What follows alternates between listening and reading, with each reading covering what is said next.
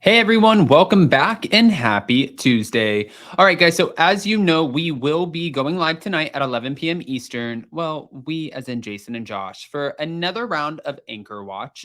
That is 8 p.m. Pacific. You don't want to miss it. Last night, of course, as you know, with the Below Deck Down Under, we're getting 2 episodes a week. And I thought last night's episodes were pretty damn good, to be honest with you. So there's a lot to discuss.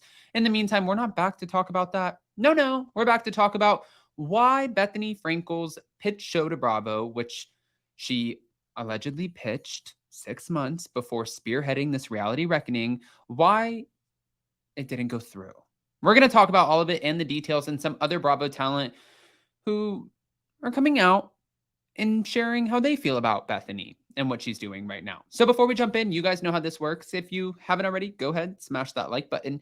If you're not subscribed, get subscribed. Don't forget to hit that notification bell. And with that, let's jump right in. It's time for all your binge-worthy pop culture news. Welcome to Up and Adam. All right, you guys. So we've been talking about this for quite some time, and we know that Bethenny Frankel right now is spearheading this reality reckoning movement, right? She's been very vocal about it. She has enlisted the help of 2 powerhouse attorneys. Now she has SAG-AFTRA also backing her. So I'm sure there's something big coming. That's how it feels. It's also been talked about that there's over 80 to 100 different reality TV stars who are signing on to be a part of this. And I am curious to see how this plays out in the end, right? I think we all are. We're all sitting there watching with our eyes peeled back, like, what is going to happen? Well, I wanted to get into this article that came out from Radar Online. So, this is what was said. Bethenny Frankel pitched a show to Bravo before calling out the network for treatment of reality TV stars, but ditched the project over the Married to Medicine lawsuit. Bethenny Frankel pitched a show idea to Bravo years before openly discussing the treatment of its reality stars. An insider with direct knowledge told RadarOnline.com that the skinny girl mogul approached Bravo with a reality show about her life in Connecticut post Real Housewives of New York. We're told that Bethenny Frankel was clear about how she didn't want it to be like Housewives. Now, insiders spilled to Page 6 that Bethenny got the green light from the network executives to move forward with the project, adding Susan Sarandon's daughter. Okay, she was also set to star in the show. However, a bust-up allegedly occurred between Bethenny and the production company. RadarOnline.com can exclusively reveal that the ex-Roni star backed out after discovering the discrimination lawsuit filed by Married to Medicine star. And this was years before Bravo was accused of mistreatment. And this is all alleged, right? So I think that's always important to just note on there. Now, if you guys don't remember, Huck sued purveyors of pop, Bravo, NBC, and Fremantle in 2021, claiming that they stole her creation of Married to Medicine and are not paying her royalties, giving her proper credit for spinoffs, etc., and treating her with discriminatory practices. Once Frankel learned about the lawsuit, Radar was told that she pulled the plug on her project. Bethenny pitched Matt Anderson, Pop, and Bravo the next chapter of her life in Connecticut. She repeatedly told them that she did not want it to be like Housewives. They then added multiple women, and she was told by someone that Bravo, that the Married to Medicine project was stolen from talent, resulting in a massive lawsuit. That's when she backed out, and she hadn't yet heard about the illegal Bravo practices that they are alleging, right? As for Bravo, they replied by stating, "We don't comment on shows that were potentially in development."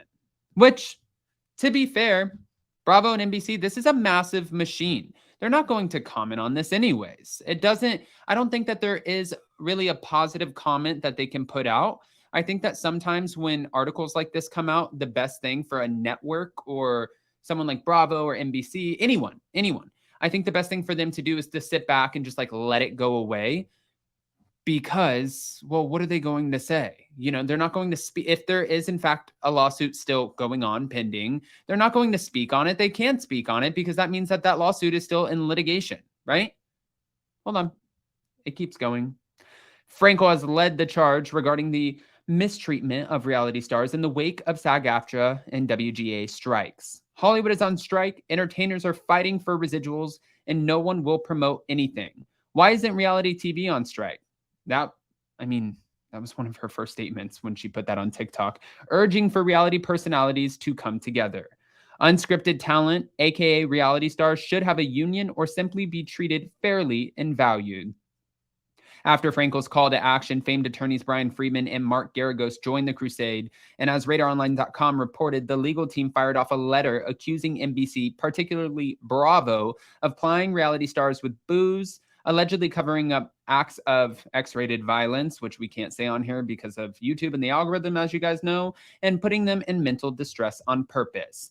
The letter obtained by TMZ alleged that reality stars were subjected to grotesque mistreatment, including deliberately manufacturing their mental stability by feeding them alcohol and depriving them of food and sleep, as well as denying them mental health treatment despite displaying signs of deterioration. The letter further claimed alarming accusations that NBC covered up acts of X-rated violence and hurled an allegation about the distribution of, well, revenge. You guys know the other word. Again, I wish we could say it on here. It's because of the algorithm. Despite the allegations, NBC stands by its protocol. NBC Universal is committed to maintaining a safe and respectful workplace for cast and crew on our reality shows. At the outset, we require our third-party production partners to have appropriate workplace policies and training in place. That's what an NBC Universal spokesperson told RadarOnline.com. If complaints are brought to our attention, we work with our production partners to ensure that timely, appropriate action is or has been taken, including investigations, medical and/or psychological support, and other remedial action that may be warranted, such as personnel changes. All right. Well, now moving on. As you guys know, there have been a few people who have, well, kind of joined in on this, but also there are some Bravo talent who don't want anything to do with it. An insider close to Paige DeSorbo told Reality Blurb that she untagged herself from Bethenny's posts about the cause, and she hasn't actually spoken to Bethenny despite the Roni star's recent claims. Then Bethenny's former castmate Dorinda Medley seemed to suggest that she didn't agree with Bethenny's claim, saying, "My experience has been positive. I've been part of the network for nearly 10 years, and I've loved getting to share my journey with the viewers." Bravo alum Leah Black, and we talked about this a little bit on Hot Messy Topics yesterday, also commented saying Bethenny likes to be the hero, but she should be grateful. She made a ton of money and became very influential because of her association with Bravo. I can't even wrap my head around anyone being so ungrateful for the opportunity that they want to sue the person that gave it to them. Wow. Well, moving forward, we know that this is not going anywhere. I don't know if this is going to be something that blows up in all 80 to 100 to maybe by the end of this, 200 reality stars, if there are going to be statements in court, how this is going to work out, or even if they just collect the statements, right, and just build a portfolio and then bring it and figure out if there's something that they can work like a deal, work out behind the scenes. That way it never makes it to the public. There's a few ways around this as far as how this is going to, the outcome, how this can play out. But I don't even think we're close to figuring that out. I think that this is just the beginning. And I am curious to see what reality stars are going to be a part of this, if any of them are still currently employed by Bravo or any other network. Wow. This is going to be a lot. Anyways, guys, go ahead and comment below. Let us know what you think about why she pulled out the show that she pitched when it came to Conneticut. And for Bravo. And also don't forget that we have Anchor Watch tonight at 11 p.m. Eastern, which is 8 p.m. Pacific. And we will definitely comment the link below and we will pin it at the top. I love you guys so much and we'll see you so very soon. Bye, guys.